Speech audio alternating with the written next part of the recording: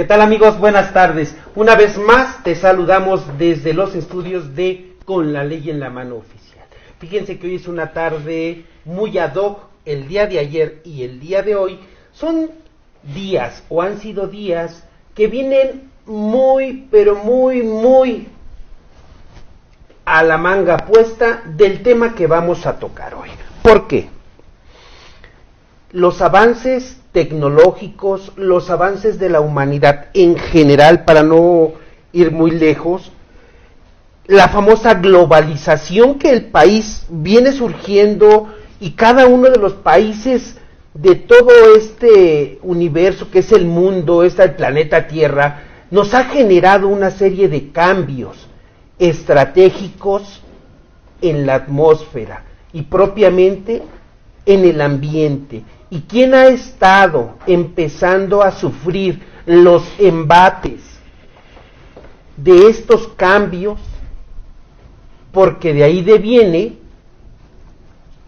palabras mágicas, como decimos por acá los abogados, el derecho ambiental. Hay que defender el ambiente, esos grandes movimientos que defienden ambientalistas, grandes movimientos ambientalistas que defienden a todo ser viviente, todo lo que es la naturaleza, todo lo vivo de lo que los seres humanos aprovechamos. Esos ambientalistas le han dado paso también a lo que es el derecho ambiental. Bien, y en esencia, hoy vamos a platicar con Pablo Buendía Arriaga, quien es licenciado en Derecho por la Universidad Nacional Autónoma de México, además es maestrante en Derecho Ambiental por la UAM, Azcapotzalco, abogado asociado de ASLC, Asesores Legales y Contables SC. Él ha impartido cursos sobre Derecho Administrativo en la UAM, conferencista nacional e internacional, especialista en materia civil, familiar, mercantil y administrativo. Pues bien, como les decía, que como consecuencia de los movimientos sociales de las décadas de los años 60 y 70, en donde la defensa del ambiente por los activistas o los antropocéntricas o antropocéntricos, es que se comienza a hacer un fuerte trabajo en favor del medio ambiente. Esto tuvo como resultado diversas cumbres internacionales, como lo fue Estocolmo, Río, Johannesburgo y Río +20, y a fin de establecer o en donde los países participantes establecieron diversos compromisos. ¿Para qué? Para crear nuevos modelos de desarrollo sustentables. Pero bien, experto en el tema lo es el licenciado Pablo Buendía Arriaga, con quien hoy vamos a platicar acerca del derecho ambiental. Pero también se encuentra con nosotros Juan Ramón García Feregrino. Él es licenciado en Derecho por la Universidad de Londres, maestrante en Derecho en la línea de investigación ambiental en la Universidad Autónoma Metropolitana Unidad Azcapotzalco. Sus temas de investigación son democracia ambiental, ciudadanía, participación, ciudadanía y el estudio del caso del nuevo Aeropuerto Internacional de la Ciudad de México, que hoy, como sabemos, está suspendida la obra. Parece ser que de plano ahí va a quedar y ya no vamos a avanzar con esta. Actualmente él es abogado asociado en el despacho jurídico García Maya Abogados y desde hace 6 años es docente en el Centro de Estudios Superiores en Ciencias Jurídicas y Criminológicas. Ha impartido ponencias nacionales e internacionales, por mencionar algunas participaciones, como lo son el Foro Gobernanza, y que luego te agradeceré me platiques ese tema de gobernanza. Me queda así como que, me suena al gobierno, la forma de gobernar un país, pero la palabra como que hace rimbombante, gobernanza, ahorita lo platicaremos. Bien, Foro Gobernanza para la Sustentabilidad, retos para su fortalecimiento en el Instituto de Investigaciones Jurídicas de la UNAM. Mesa redonda sobre ventajas y desventajas del nuevo Aeropuerto Internacional de la Ciudad de México en el Centro de Investigaciones Interdisciplinarias en Ciencias y Humanidades de la UNAM. 27ª jornadas las Casianas Internacionales, Universidad de San Carlos, Guatemala, con la ponencia intitulada Análisis del respeto a la consulta, previa e informada de los pueblos originarios en los grandes proyectos, el caso México y sus comunidades. Y bueno, pues se supone que la idea es que también hoy México, a través de la consulta ciudadana, pueda tener una mejor gobernabilidad o una mejor gobernanza, como nos lo va a explicar nuestro invitado. Pero bien, ¿qué va a pasar con todo este tema? En ambos casos y con ambos invitados platicaremos el tema del derecho ambiental en dos diferentes aspectos. Vamos a empezar con Pablo, quien hoy nos va a platicar a qué se refiere el derecho ambiental. Y antes que nada, Pablo, te damos la más cordial bienvenida a tu programa Con la Ley en la Mano Oficial. Al contrario, Alejandro, muchas gracias por la invitación y a tus órdenes. Bien, no seas malito, platícale a nuestros amigos en redes sociales de qué se trata el derecho ambiental, a qué se refiere esta rama del derecho, porque ve, hoy tenemos derecho cibernético, derecho ambiental, bueno, tenemos una serie, el derecho ha crecido y hoy vamos a hablar de este tema. ¿Qué es el derecho ambiental? Muy bien, en un primer aspecto que es puramente formalista o académico, cuando llegamos a la escuela y nos dicen ¿qué es el derecho?, ¿no? Nos empiezan a platicar de esta manera. De entrada nos dicen que el derecho ambiental es una rama del derecho que busca regular todas las conductas antrópicas que tienen un impacto en el entorno. Pero esta visión se queda muy escueta cuando nosotros entramos de lleno a ver realmente todo lo que implica los elementos que componen este derecho ambiental. ¿Sí? Entonces, no podemos dejar simplemente reducido el tema del derecho ambiental como esa rama del derecho que trata de regular estas conductas. Además, dentro de la ciencia jurídica, el derecho ambiental no está meramente constreñido a una rama específica. Generalmente está sectorizado a lo que es el derecho administrativo. Sin embargo, tiene implicaciones prácticamente en todas las ramas del derecho, tanto a nivel penal, desde luego la rama administrativa que acabo de mencionar, claro. y por supuesto hay otras implicaciones que van mucho más allá. Se involucra también con el derecho a la salud, se involucra incluso con lo que importamos al país, ¿no? Hablamos, por ejemplo, de derecho aduanero. En realidad es una rama del derecho que es transdimensional, ¿no? Trastoca absolutamente todos los aspectos del quehacer jurídico. Bien, fíjate nada más, Pablo. Hablar del derecho es hablar de todas esas normas jurídicas que sí. regulan el comportamiento de los seres humanos en la sociedad. Pero hablar de derecho ambiental propiamente nos lleva a pensar en todos los seres vivientes que habitan este planeta.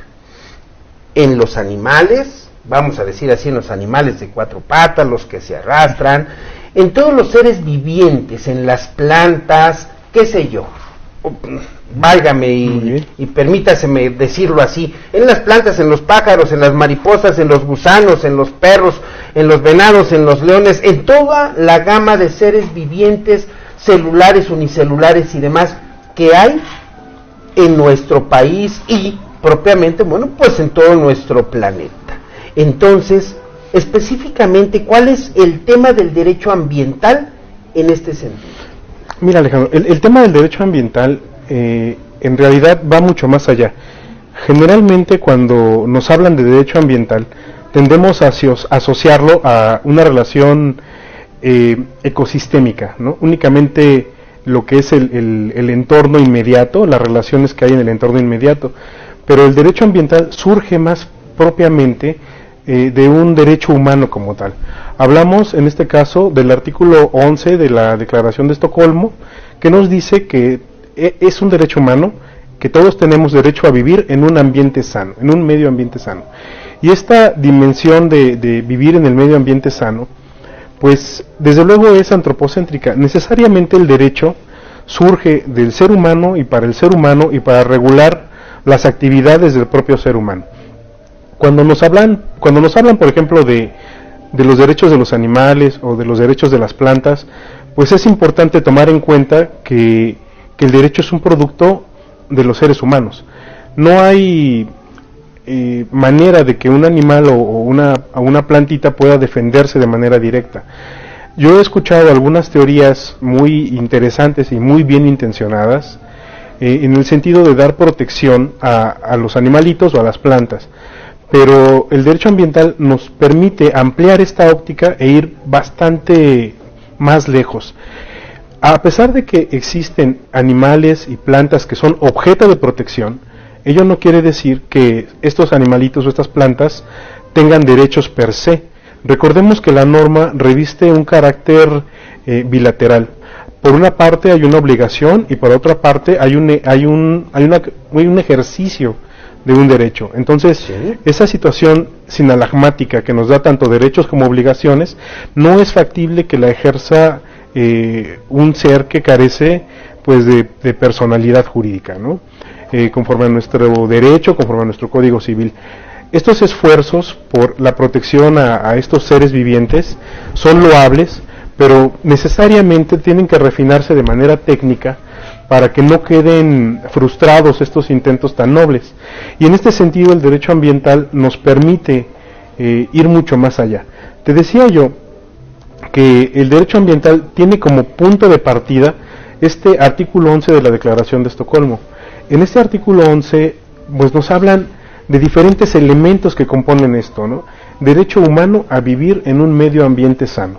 Y aquí nosotros podemos desarticular diferentes conceptos como son, por una parte, el derecho humano, el medio ambiente y la sanidad o la salud. Cuando hablamos de derecho humano, es muy interesante retomar absolutamente todas las teorías que nos dan los grandes doctrinarios y las muy importantes disertaciones, por ejemplo, de Rousseau o de Thomas Hobbes, en cuanto a que el ser humano es bueno o malo, etcétera. ¿Qué buscamos al hablar de derechos humanos? Pues aquello que es intrínseco, que es natural en el ser humano, que viene desde su origen y que lo va a acompañar durante toda su vida. Y la sociedad actualmente no se ha terminado de poner de acuerdo. Lo último que hay respecto de lo que nosotros necesitamos o lo que buscamos tiene que ir, me parece, más allá de las discusiones filosóficas respecto de lo que los seres humanos nos es natural. Más allá de la propia norma, ya nos hablaba Kelsen del supuesto o de la norma fundante. Tenemos que ver que hay más allá de esa norma fundante y más allá de estas teorías importantísimas para saber qué es lo que el ser humano busca. Pareciera que en el fondo de toda su actividad, lo que en realidad busca es la satisfacción de sus intereses, la búsqueda o la consecución de su realización y de la realización de las elaboraciones de su intelecto. ¿Y en dónde vamos a tener esta realización? ¿En cuál es el escenario en el que se van a plasmar todas estas actividades y todos estos esfuerzos del ser humano? Pues desde luego en un entorno que vamos a entender como el medio, como el ambiente mismo. Y ahora vamos a brincar ahora a esta segunda parte o a esta segunda faceta, sin olvidar que la noción última o lo más acabado de los derechos humanos es la búsqueda de la dignidad, la satisfacción de mis intereses, pero dentro del marco de la dignidad no solamente propia, sino del resto de los integrantes de la sociedad. Entonces, tomando en cuenta este marco, nosotros tenemos que ir ahora al factor ambiental. Si bien tenemos una ley eje aquí en México, que es la LEGEPA, que en su artículo 3 nos dice que el ambiente son todos esos factores naturales o construidos o inducidos en donde se desarrolla la vida tanto del ser humano como de otras criaturas. El ambiente no se constriñe únicamente a eso. Tenemos bastantes más interpretaciones de lo que es el ambiente, y aquí podríamos hablar de nuestro principal doctrinario en materia ambiental, o al menos desde mi punto de vista, que es Raúl Brañes. Raúl Brañes nos habla del ambiente como un sistema de sistemas. Es un sistema de interrelaciones complejas en donde se desenvuelve la vida de las personas, y debemos tomar en cuenta que esa vida no solamente es esa relación inmediata, sino es una relación que se va ampliando. O sea, es una universalidad, pero que no depende de una relación inmediata. Vamos, al ser un sistema de sistemas, todos formamos parte de ese ambiente en la medida en que pertenecemos a determinados sistemas. Nosotros somos, por ejemplo, parte de la comunidad de la Ciudad de México. es un sistema, y es un sistema que está dentro de un sistema mayor que podría ser República Mexicana, y la República Mexicana está dentro de un sistema todavía mayor que es el planeta Tierra. Entonces, esa relación que le da Brañes es compleja, no nada más son esos factores que nos menciona en nuestra actual legislación ambiental, y tenemos todavía más interpretaciones. Podríamos ver al ambiente como una serie de recursos que nosotros podemos explotar para esa satisfacción de necesidades, como un patrimonio. Y al verlo como un patrimonio, existe también la posibilidad de ver al ambiente como una, bueno, a la óptica de nuestro derecho, como res nullius, o lo que no es de nadie, o res delictae, lo que es abandonado por la gente, que bueno, cobra especial relevancia ver los entornos abandonados cuando tenemos, por ejemplo, fenómenos migratorios a la luz de los nuevos problemas que tenemos a consecuencia del sistema económico que nos rige. Vamos viendo que este ambiente en realidad se compone de todos esos elementos que pueden ser naturales, pueden ser sociales, pueden ser culturales, pueden ser laborales. Si te das cuenta, Alejandro, el ambiente es absolutamente todo. Es una relación multidimensional, compleja, que involucra demasiados elementos y que están dentro de todo lo que nos compone y nos rodea. Fíjate que a mí me llamó la atención ahorita que empezabas esta exposición, donde nos dices, necesitamos vivir en un ambiente sano. Así es. Mira, vamos a un corte de volada, rapidísimo, que esto es de segundos, y regresamos y nos platicas qué es vivir en un ambiente sano. Con mucho Vamos a un corte y regresamos.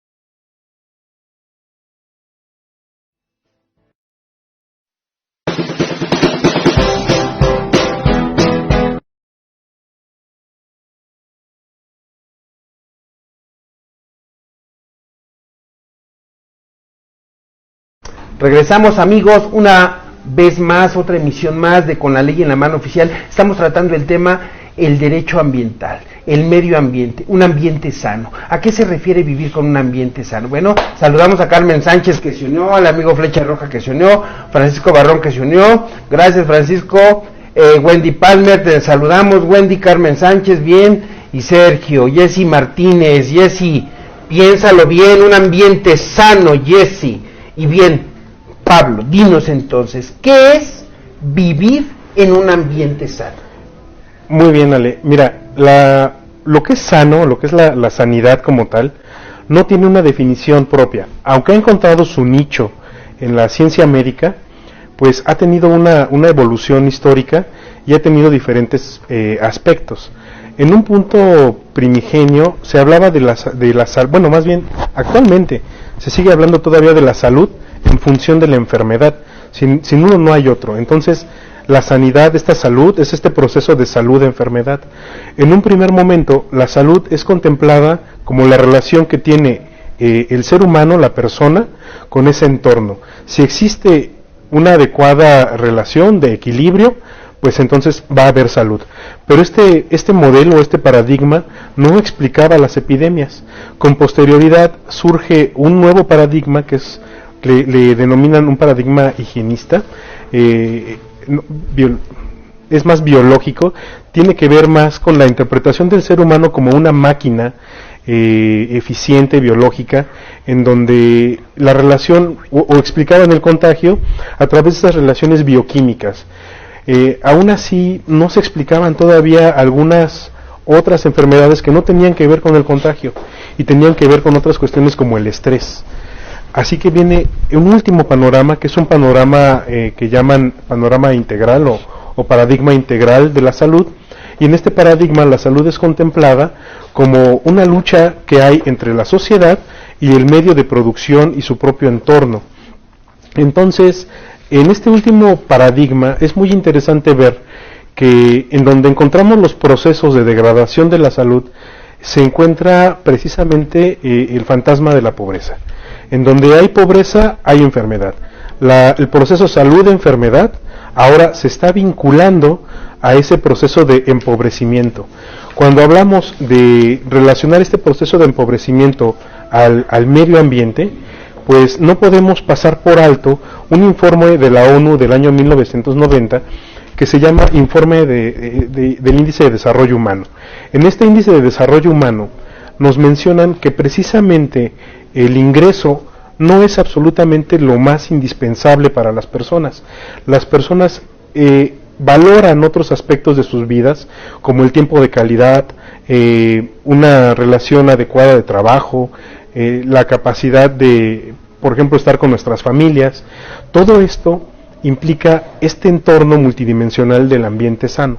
Y es el Estado quien debe proporcionar estos medios para que las personas podamos tener la manera de acceder a estos satisfactores ambientales que no están específicamente relacionados con el ingreso y que no son exclusivamente de relación ecosistémica, sino que también se incluyen otros factores sociales y culturales. Entonces, si desde este punto de vista vivir en el medio ambiente sano, en realidad tiene que ver con una proyección del derecho a la vida. Si tú revisas, por ejemplo, nuestra Constitución mexicana, en ningún artículo se protege el derecho a la vida, y únicamente de manera escueta nuestro artículo 4 constitucional nos dice que tenemos derecho al medio ambiente sano, pero omite esta palabra que está en el artículo 11 de la Declaración de Estocolmo, que es el derecho a vivir en estar viviendo en ese medio ambiente sano, y es ahí en donde vemos esta proyección del derecho a la vida más allá de lo que una vez se entendió como un mínimo. Ya no son mínimos, ahora son máximos posibles de calidad de vida, en todos los sentidos y en todas las dimensiones que implica el medio ambiente. Bien, pero bien, entonces fíjense nada más, vamos a recapitular un poquito. Vivir en un ambiente sano, tiene que ser sano de gritos, sano de pleitos. Tenemos parques públicos, tenemos centros de diversión públicos que hoy nos podrían generar un ambiente sano. No, actualmente,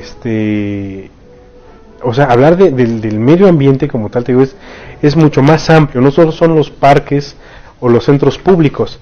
El medio ambiente sano está involucrado incluso con la seguridad social, que actualmente está muy pues demeritada en nuestro país. Está vinculado también, por ejemplo, con las tendencias y los comportamientos del mercado. Imagínate nada más, si no tenemos una regulación aduanera para tratar este fenómeno de la obsolencia programada de la que se habla, todo lo que estamos importando, todo lo que se desecha y todo lo que finalmente entra al país y se queda como basura totalmente, ¿no? Te comentaba que también tiene que ver con la cuestión cultural. Si tú revisas la mayor parte hablemos por ejemplo de los niños y las series televisivas que actualmente ven, pues yo no sé si los padres actualmente consideran que sean los dibujos animados que fomenten los valores más amplios o más grandes, ¿no? O sea, la educación que buscamos conforme a nuestro artículo 3. Si te das cuenta, el ambiente en realidad es todo, y la situación es que es algo programático, no es algo que ya esté, sino que es algo por lo que hay que trabajar de manera constante, día a día. Bien, y entonces, híjole, es que hablar de un ambiente sano, como ya lo dice aquí Pablo, es bastante amplio y extenso, y tendríamos que hablar de muchas circunstancias que rodean o nuestro entorno social, nuestro medio ambiente del cual estamos rodeados, en el cual vamos, venimos todos los días. Así es, Ale. ¿No? Inclusive de nuestro centro de trabajo, de las amistades que tenemos, de la contaminación de los carros, de los camiones, no solo el humo que echan, ¿no? El ruido, lo que te va estresando, lo que va estresando a la gente. Ya escucharon ustedes, amigos en redes sociales, hablar de derecho ambiental, es tocar un tema bastante amplio, que una hora o media hora aquí en el programa no nos alcanzaría para nada. Pero bien, vamos cerrando esta parte y ahora Pablo, dinos, ¿cómo garantizaríamos el derecho a un ambiente sano? Bueno, mira, el Estado mexicano ha intentado legislar al respecto. Tenemos algunas normas, por ejemplo, en el Código de Procedimientos Civiles federal, tenemos un apartado específico para lo que es el litigio estratégico a fin de defender este medio ambiente. También tenemos pues nuestra ley marco, que es la LEGEPA, tenemos disposiciones penales que buscan establecer o dar más bien aterrizar en la vida práctica principios como el más conocido actualmente, el que contamina paga, que es un principio que viene de protocolos internacionales muy añejos. Aún así, como te comentaba, esto de tratar de garantizar este derecho es una labor programática por la que tenemos que ir trabajando e ir mejorando nuestras instituciones. Afortunadamente, en 2011 tuvimos la reforma a la Constitución, en donde el artículo primero nos da la oportunidad de alguna manera irnos hacia los tratados internacionales, y esto nos abre mucho la posibilidad de defender el medio ambiente como un derecho difuso a través de los tratados y a través de nuestras instituciones jurídicas locales. Bien, así es como debemos de garantizar un ambiente sano. Así como se nos garantiza o se trata de garantizar la seguridad pública, social y demás por parte del Estado hacia sus gobernados, los gobernantes tratan también de establecer mecanismos, reglamentos y leyes para que podamos convivir en ese ambiente sano. Bien, algo que le quieras recomendar a nuestros amigos en redes sociales, que hoy les puedas decir, en 3 palabras, un ambiente sano lo pueden conseguir de esta manera.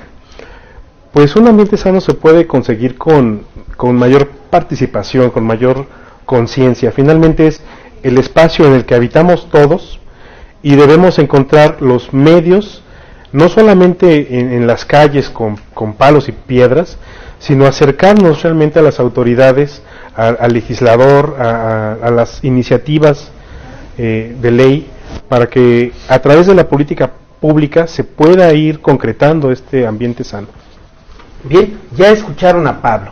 Ahora, sin darle vuelta al tema, pero sí platicar respecto de este ambiente sano, fíjense, no nos vamos a salir, solamente vamos a relacionar un ambiente sano, lo que me va a generar un bienestar, lo que menos me va a estresar, porque eso de decir no me voy a estresar está muy difícil, ¿no? Yo llego a mi casa, veo a mi mujer y digo, hijo de veras, ya me estresó. No es cierto, no es cierto. Voy a llegar y mi mochila ya va a estar en la puerta, segurito, y diré, bendito sea Dios, me ha tocado mi libertad, me tocó vivir en un ambiente sano.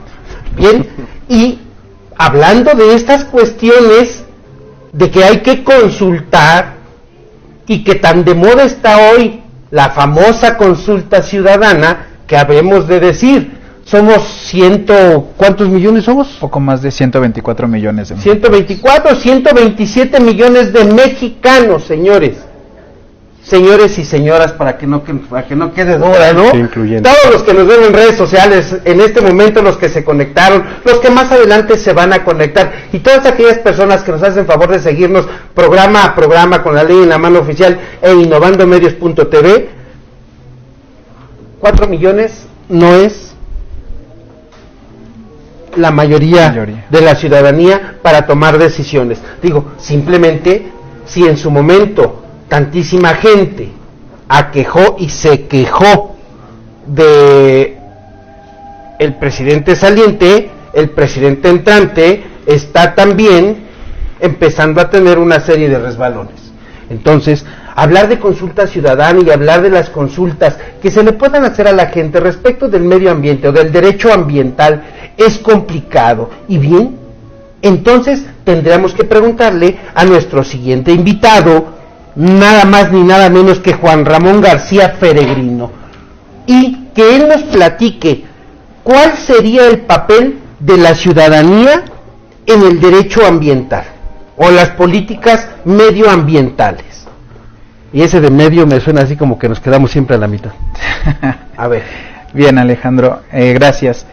Bueno, respecto de cuál es el papel de la ciudadanía en la construcción de políticas medioambientales, es importante hacer referencia de dónde es que surge esta figura, ¿no? A partir de cuándo tiene una principal importancia, que es en la Declaración de Río de 1992, en donde se hizo esta Cumbre de la Tierra, y esta Cumbre de Río decide establecer ciertos principios. Estos principios, como ya lo mencionaba Pablo, tienen la finalidad de alcanzar un cambio dentro de las figuras o la idea del desarrollo en cómo se estaba llevando hasta este momento. Entonces, es que como resultado de esta Cumbre de la Tierra, bueno, pues se hace la Declaración de Río sobre el medio ambiente.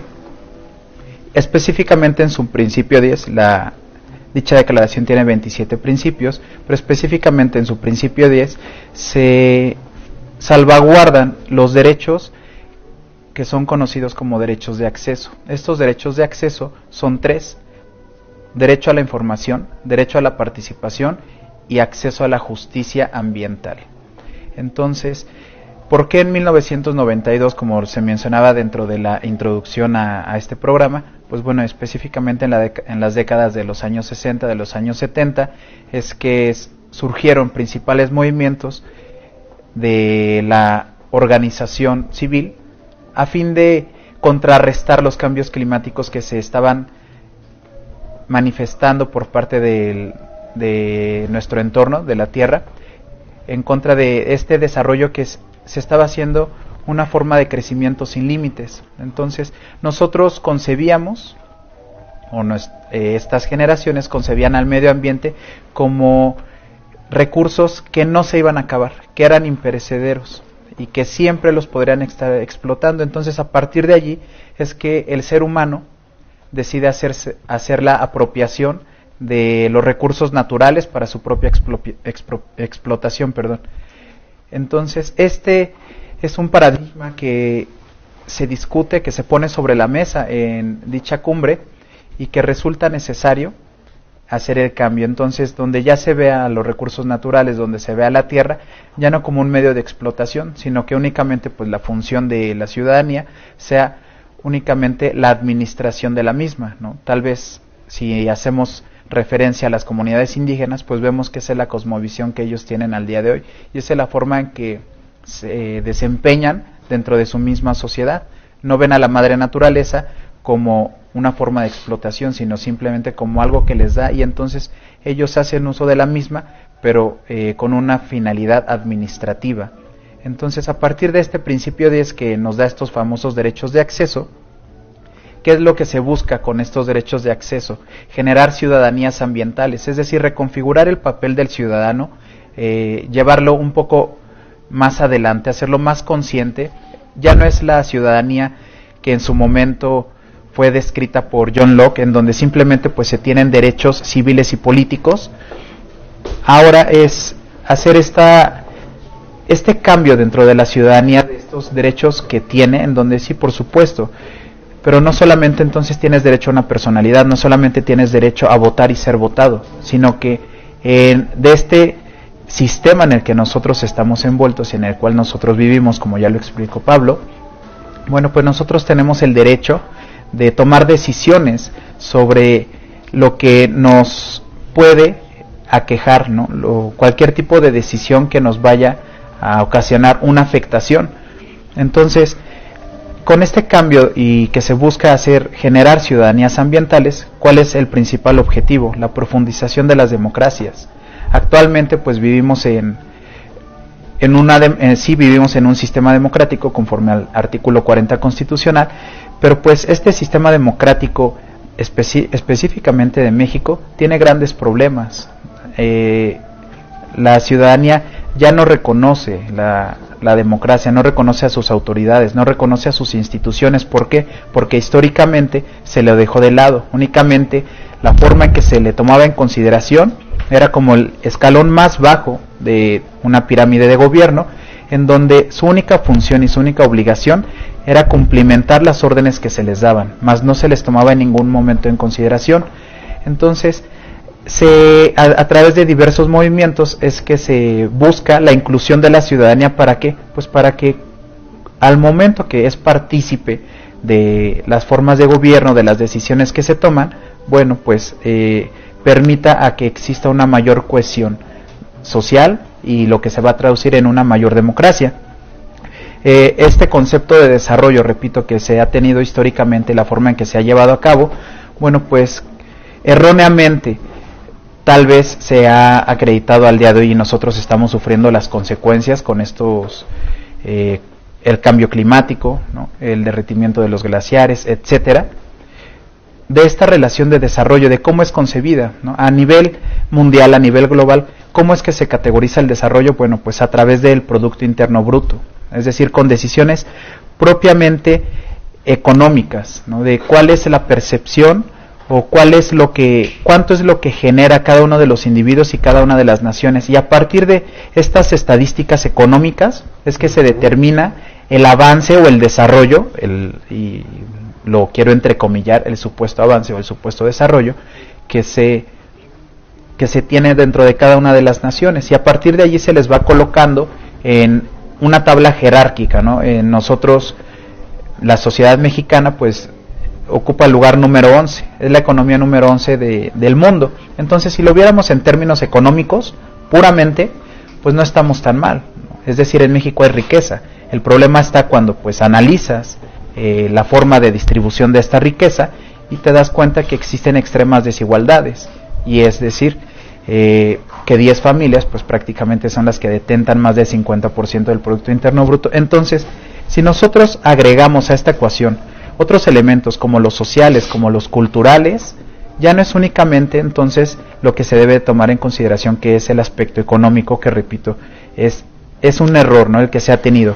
El concepto del desarrollo al día de hoy pues ya no debería de ser en función del poder adquisitivo, sino en función de la relación sociedad-naturaleza, ¿no?, por esta errónea apropiación que hemos hecho, esta explotación, y en donde debemos de ser conscientes de que desarrollo no necesariamente significa un crecimiento sin límites. Eso es lo que busca y lo que propone el derecho ambiental. No estamos en contra del desarrollo, por supuesto, simplemente es ser más conscientes y establecer ciertos límites para estas formas de desarrollo, y a partir de allí es que se genera este concepto de desarrollo sustentable. Fíjate nada más, Pablo, dice aquí nuestro amigo Juan Ramón: democracia y desarrollo dentro de un gobierno o de un derecho ambiental, lo que nos viene a la mano en este momento.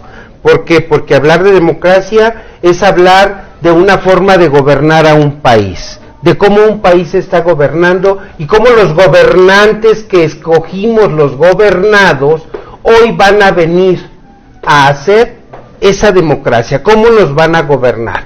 Y entonces nos lleva a preguntarle a nuestro invitado, entre democracia, desarrollo y derecho ambiental, hoy se tienen que tomar nuevas decisiones, hay nuevos retos y fuertes decisiones que se tienen que tomar.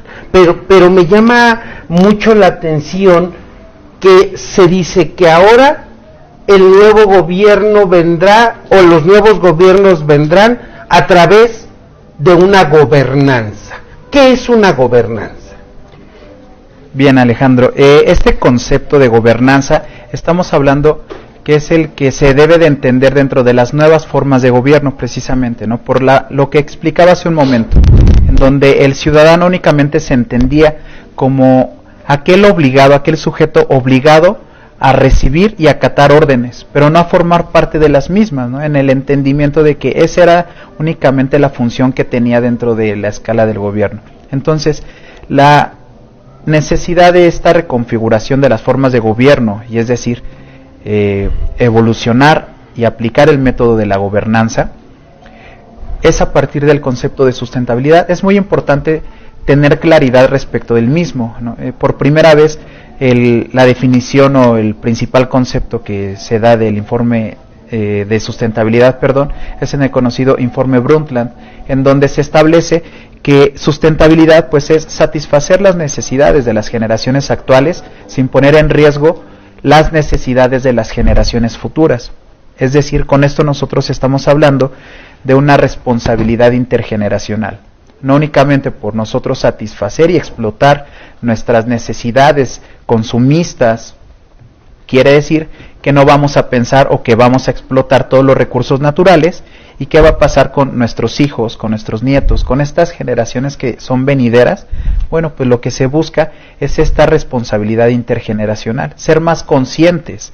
No simplemente, si tenemos aquí, por poner un ejemplo, la jarra de agua, bueno, pues yo sé que no me la puedo acabar porque somos 3 los que estamos tomando de ella. Entonces, por más que yo quiera que me encante el agua, sé que no me la puedo acabar, por responsabilidad, por educación, etcétera. Entonces, con este ejemplo es que nosotros deberíamos de entender la responsabilidad intergeneracional en función de los recursos naturales.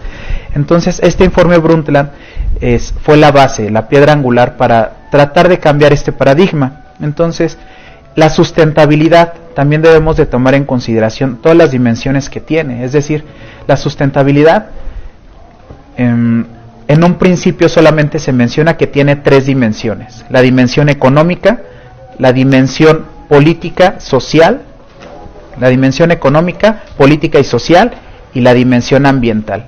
Es decir, ahora cuando nosotros, el gobierno específicamente, y nosotros como parte de, cuando nosotros vamos a elegir a nuestros gobernados, bueno, pues ya no solamente entonces nos deben de vender políticas o formas de gobierno que atiendan, repito, a solamente una de estas esferas, como lo ha sido hasta el día de hoy, que es la esfera económica.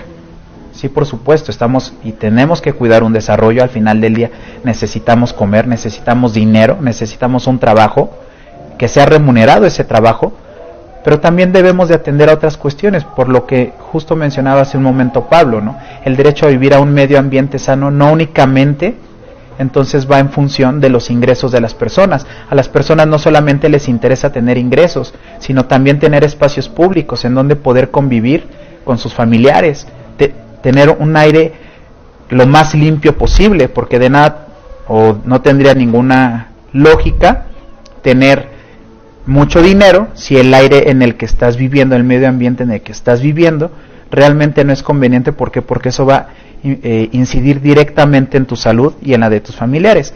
Entonces, a partir de allí es que se deben de tomar en consideración las dimensiones de la sustentabilidad, estas 3 dimensiones, y entonces se debe de atender a cada una de ellas en la toma de decisiones, no solamente desde la económica. Entonces, ¿qué pasa con la gobernanza? Bueno, pues la gobernanza global es un medio para controlar los problemas públicos. ¿Cuáles son los problemas públicos? Pues todo lo que afecta a la sociedad.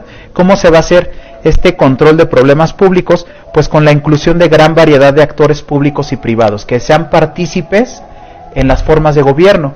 Y entonces, desde esta perspectiva, repito, pues entendemos cuál es el papel, cómo se está reconfigurando el papel de la ciudadanía para que ahora sea un papel más activo, ya no sea solamente un papel pasivo de cumple y acata las órdenes. Ahora tienes un papel activo en donde, aparte de cumplir y acatar órdenes, sí, pero también tú las puedes promover, también tú puedes acercarte con tu representante a exigirle, ¿no?, a promoverle. Entonces, una gobernanza eficaz es esencial para garantizar sociedades pacíficas y prósperas, específicamente pues en vista de los recientes cambios geopolíticos que se han dado. Y, repito, al día de hoy pues creo que estamos viendo uno, ¿no?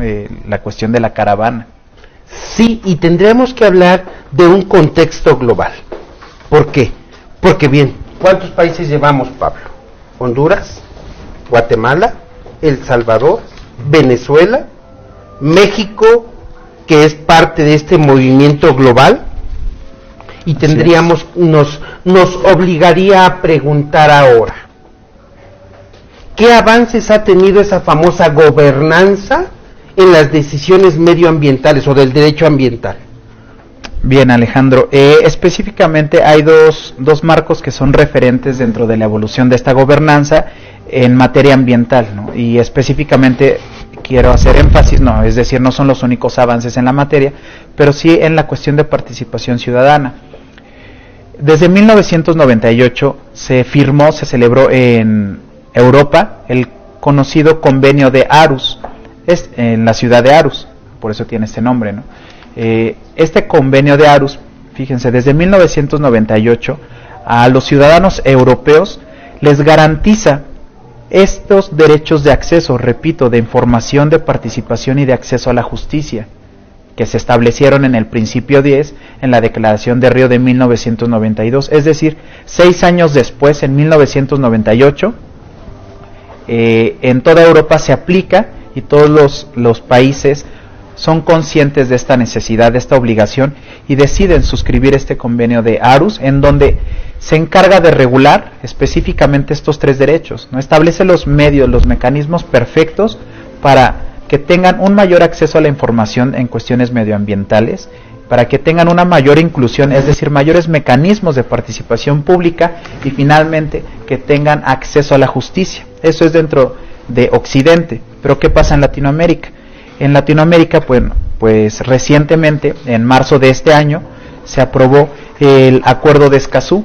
El Acuerdo de Escazú pretende tener el mismo efecto, es decir, garantizar también estos 3 derechos de acceso: información, participación y acceso a la justicia, pero dentro de América Latina y el Caribe. Dentro de los 33 países de América Latina y el Caribe, en marzo de este año fue aprobado dicho convenio de Escazú, y específicamente el 27 de septiembre pasado es que se abrió para la ratificación de cada uno de los países. ¿Qué pasa con este instrumento? Bueno, pues es abierta la ratificación del 27 de septiembre del 2018 hasta el 26 de septiembre del 2020. Se tienen 2 años para que los países que decidan adquirir este compromiso, un compromiso real con la ciudadanía, de darles mayores herramientas para que formen parte de esta gobernanza, de estos proyectos políticos, lo firmen, lo ratifiquen.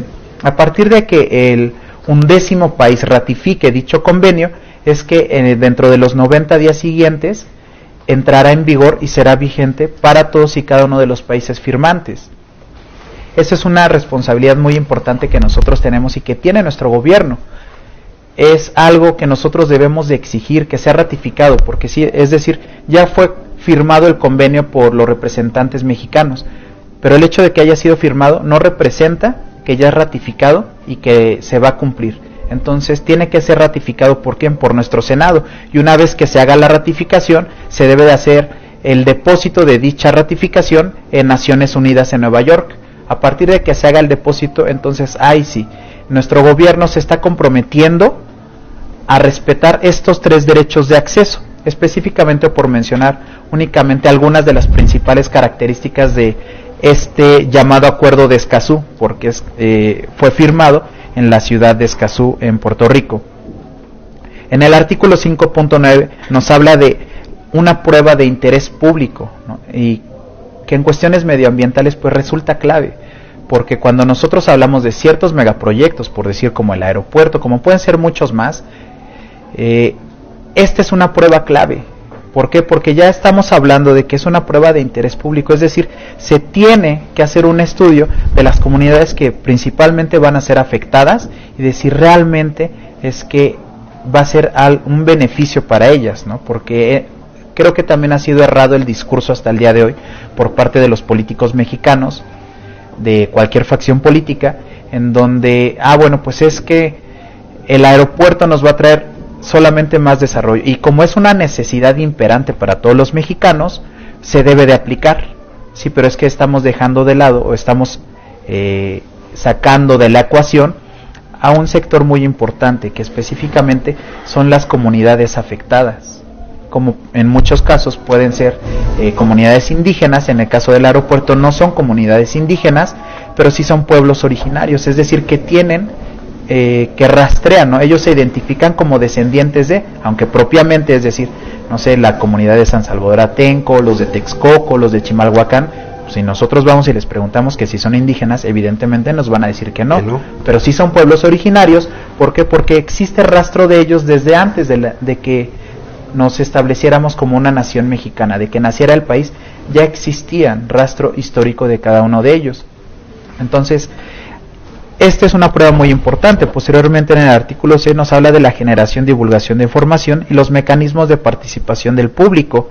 Otro punto muy importante de este acuerdo de Escazú es que hace y propone una forma eficiente y eficaz de defender a los derechos de los protectores del medio ambiente, porque al día de hoy México tiene una de las principales estadísticas en que en México, en donde sufren mayor inseguridad los protectores de medio ambiente, es en nuestro país, porque dentro de nuestro país los están matando, al igual que a los periodistas, ¿no? Entonces, en México no se ha encontrado la forma de consolidar esta protección hacia estas personas.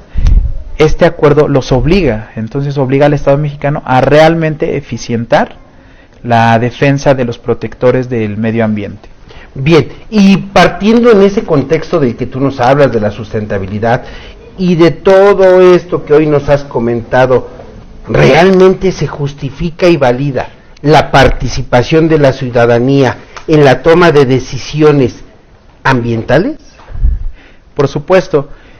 Al día de hoy, como ya lo estaba mencionando tal vez al principio, existe una crisis de la democracia en nuestro país, existe una profunda crisis de democracia en México, en gran parte de Latinoamérica. Específicamente The Economist generó un índice de democracia en el 2016, en donde hace una comparación de todos los países del mundo. Es decir, estamos hablando de más de 160 países, creo que son 167 países.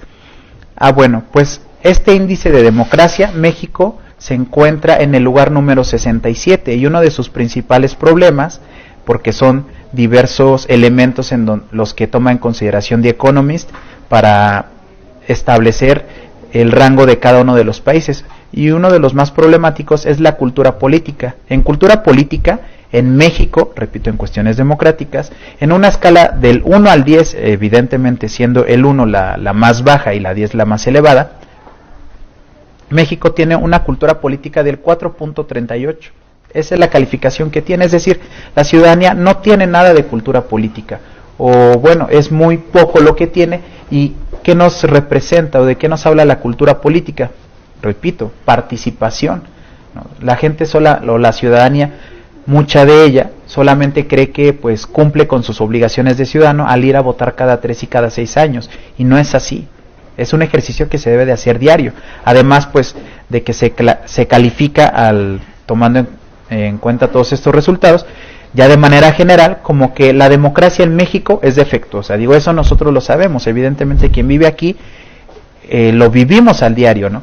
Pero es importante tomar estos indicadores globales para no únicamente pues tal vez hacer una crítica, como se podría entender en muchos aspectos, de que es que tú estás en contra de el gobierno en turno, ¿no? Entonces, y dentro de esta democracia defectuosa, la calificación final que obtenemos es de 6.47, es decir, tenemos muchas labores que trabajar. Por decir un ejemplo, el pasado 5 de septiembre, la segunda sala de la Suprema Corte determinó que la Semarnat debía de haber consultado a los pobladores de la comunidad de Bacanuchi. No sé si han escuchado hablar acerca de la contaminación del río Sonora en el 2014, que es otro importante referente en cuestiones medioambientales. ¿Por qué? Pues porque todo el río de esta comunidad fue contaminado por una minera, y como consecuencia de ello, bueno, pues sus habitantes están adquiriendo muchas enfermedades, están muriendo, ya no, su agua, su tierra ya no es productiva ni sana. Entonces, bueno, este es uno de los principales problemas con que nosotros hablamos, ¿no? Y que se está en defensa de las consultas que se les deben de hacer. Entonces el pasado 5 de septiembre se otorgó a dicha comunidad, a la comunidad de Bacanuchi, un importante referente, porque antes de que entonces se le otorgue a la minera la autorización para construir, la Semarnat tiene la obligación de hacerles la consulta, ¿no? Entonces, este precedente nos sirve porque sí, México ya ha firmado tratados internacionales, existe un convenio 169 de la OIT en donde se obliga al Estado mexicano respecto de las comunidades indígenas a hacer una consulta libre, previa e informada. Pero ese es otro problema, porque este instrumento internacional del convenio 169 solamente pues nos habla de o solo protege a las comunidades indígenas respecto de esta consulta libre, previa e informada. Pero ¿qué pasa con todo el resto de la ciudadanía que no nos consideramos o no somos parte, no somos reconocidos como una comunidad indígena? ¿No? Ese era un problema que tenía, porque entonces no nos hacían una consulta. Es por eso la importancia de este precedente, porque ahora entonces a través de esta sentencia se reconoce el derecho de consulta de las comunidades no indígenas afectadas. Esto es muy importante y este precedente nos sirve, pues ahora sí lo podemos aplicar para el aeropuerto, para el Tren Maya, cualquier tipo de megaproyecto que se decida implementar dentro de nuestra nación. Pero entonces eso nos lleva a hablar de los espacios públicos o el espacio público del cual la ciudadanía puede tomar parte o ser parte. Y entonces, en relación a este espacio público, ¿cómo es esa relación entre esa gobernanza y espacio público?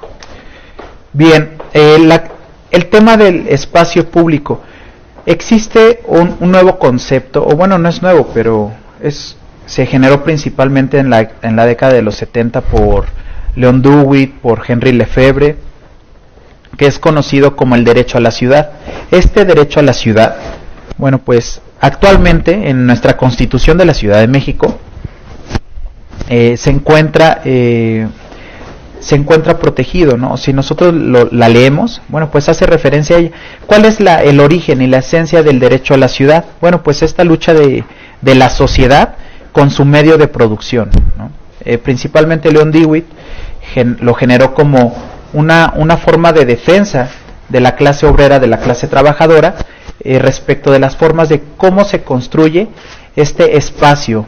Hace un momento Pablo nos hablaba de Brañes, ¿no? Del autor Brañes, que sí, por supuesto, es uno de los principales en materia ambiental. Brañes hace una distinción entre lo que es espacio público natural y espacio público construido. El espacio público natural, pues entonces se debe de entender como todas las áreas verdes, pero también existe un espacio público construido. Ese espacio público construido, pues es el que va generando la propia sociedad. Por decir, uno de los principales problemas. En los últimos 12 años se hizo un estudio de el conocido, así se llama el artículo, así lo pueden googlear y así lo encuentran, el boom de los centros comerciales en Ciudad de México. Entonces, en este artículo se hace una investigación de cómo se generaron 108 plazas comerciales tan solo en los últimos 12 años en la Ciudad de México. 108 plazas comerciales. ¿Y la que se cayó cuenta o no cuenta? Por supuesto que cuenta. Entonces, no es autosustentable. Claro, ¿no? ¿Qué pasa con este espacio, repito, que se utiliza para plazas comerciales, ¿no? Al final del día, pues es un importante espacio y que si lo sumamos, se va restando espacio público real, es decir, parques, espacio público que puede servir para parques, espacio público que puede servir para viviendas, únicamente en un sentido económico, ¿no? Para establecer ciertos centros comerciales que tengan tiendas y que sea un centro destinado a que la ciudadanía vaya y consuma todos estos productos y se gaste su dinero. Y desgraciadamente estamos entrando, o mucha parte de la ciudadanía entra dentro de esta lógica de que, bueno, es que, y se alegran y se emocionan de, ¿qué crees? En la colonia o en la delegación nos van a poner una nueva plaza comercial. Uh-huh. Entonces, y todos dicen, vamos a ver cuántas tiendas nuevas hay, vamos a ver qué nuevo pusieron. Exactamente. Cuando te das cuenta es exactamente las mismas tiendas o las mismas marcas que están en las 108 tiendas, en las 108 plazas. Así es. Pero a partir de ahí es que la ciudadanía comienza a generar tal vez esta falsa idea de que te va a dar una mayor un mayor estatus social, ¿no? El estar cada 8 días en la plaza comercial, el consumir en esas tiendas, claro, el ir al cine allí, el comprar todo en este Walmart, porque pues ya también, no, o sea, pues déjame que incluyen todas comento, estas digo, tiendas. sí, hay que sí también que comentar, y cuando es válido, es válido. La plaza que construyeron ahí en Periférico y Tláhuac, y hasta la feria le pusieron en la parte de arriba. Digo, eso es algo diferente que sí valdría la pena. Tal vez valdría la pena ir a echar un ojo, un vistazo, a ver cómo va cambiando, cómo han cambiado las cosas, ¿no?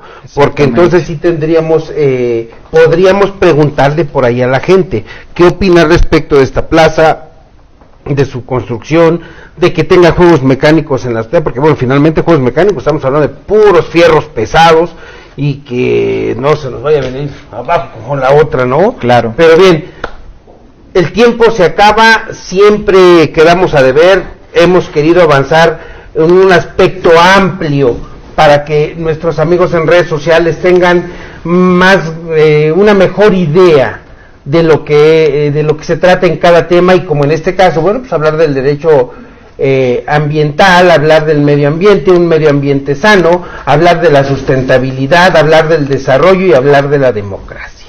En ese sentido, hoy quisiera, bueno, antes de irnos, sí quisiera mandar un saludo a Mario Sanrey, gracias por haber estado con nosotros. Johan Isaac García, muchas gracias. Jorge Armando Salas Mestre, gracias. Aida Estrada Vega, gracias. César Saavedra, muchas gracias. Gracias, Johan. LB Axel, gracias. Saludos, excelente tema, sí, muchas gracias. Y a todos nuestros amigos en redes sociales que seguramente nos van a ver más adelante, denle like a nuestra página, y si les gustan, les agradaron los temas, también denle like. Y si no te gustó el tema o no lo entendiste, te invitamos a que también nos hagas el comentario, y te recordamos que nuestros invitados, si tú les quieres realizar alguna pregunta, ellos con gusto en ese momento te la contestan. Bien, Pablo, se me fue José Juan.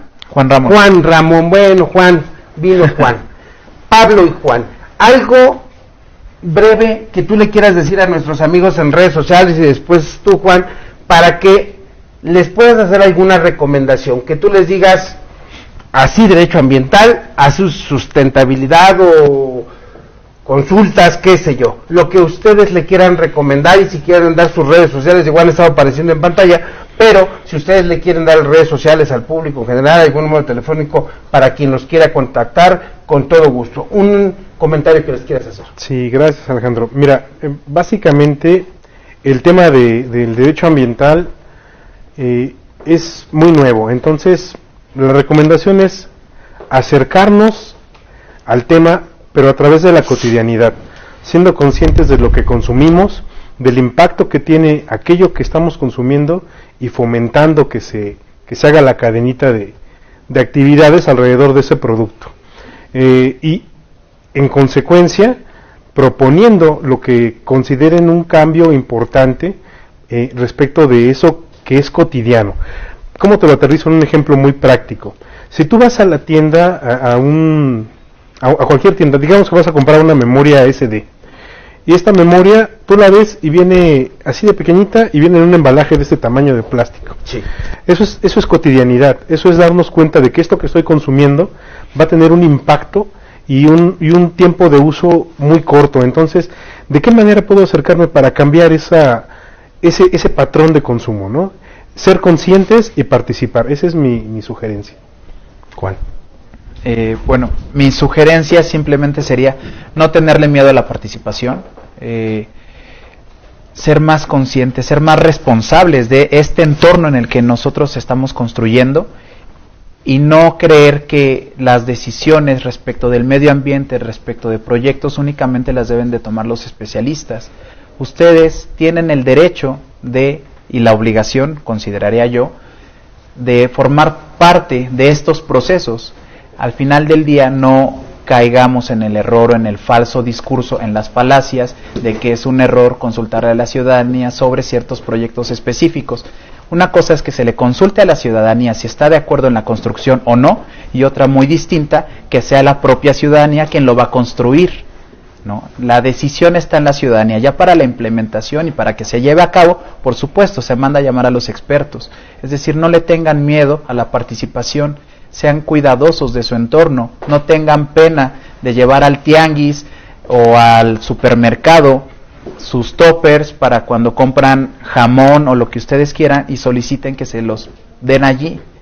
Tenemos que hacer un cambio radical, porque la OCDE ha hecho un estudio que ustedes lo pueden buscar en Google, de que ya si seguimos con este nivel de desarrollo, con estos patrones consumistas, para el 2030 van a existir grandes, en verdad, grandes problemas de ambiente, de agua, de alimentación. Entonces, el día de cambiarlo eso es hoy, por las futuras generaciones. Sean responsables intergeneracionalmente con sus hijos y sus nietos, aunque no los tengan. Es todo, Alejandro. Bien, ya escucharon a nuestros dos invitados, Juan Ramón García Feregrino y Pablo Buendía Arriaga, con el tema el derecho ambiental, la sustentabilidad y la consulta ciudadana. A nosotros, de Con la Ley en la Mano Oficial, que tratamos de hacer consultas constantemente, en el sentido de que si nuestros programas son de tu agrado, te invitamos a que le des like. Si no son de tu agrado, te invitamos a que también nos envíes un comentario de qué es lo que no te agradó, para que nosotros día a día mejoremos estos programas. Estos programas se hacen pensando en ti que eres abogado, en ti que no eres abogado, y para el público en general. Programas que sean de tu interés, programas que van desde temas médicos, temas sociales, temas culturales, temas legales, todo tipo de programas o de temas tocamos en tu programa Con la Ley en la Mano Oficial. Te damos las buenas tardes a quien ya comió, buen provecho, y a quien lo va a hacer, un excelente provecho y una grata comida. Que tengas buena tarde, nos vemos hasta la próxima. Hasta la próxima. Hasta luego. Muchas gracias. Hasta la próxima. Que estén bien, hasta luego.